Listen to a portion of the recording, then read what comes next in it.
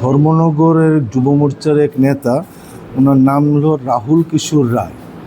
ওনার wife Shrimati Ananya Bhattacharya একটা মামলা করেছিলেন থানাতে।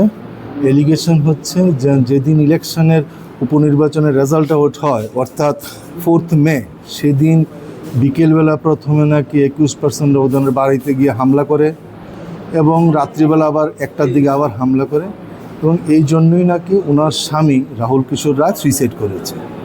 সেই সুইসাইডের মামলা 7 জনের বিরুদ্ধে লিপিবদ্ধ হয়েছিল।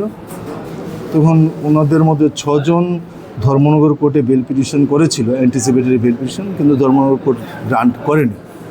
পরবর্তী সময়ে 6 জনের মধ্যে 5 জন হাইকোর্টে জামিনের মামলা করে, অ্যান্টিসিপেটরি বেল অ্যাপ্লিকেশন।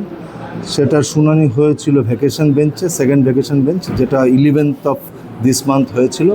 আজকে সেটার জাজমেন্ট দেয় এবং কোর্ট 5 জনকেই বেল দিয়ে দিয়েছে, অ্যান্টিসিপেটরি বেল দিয়ে দিয়ে।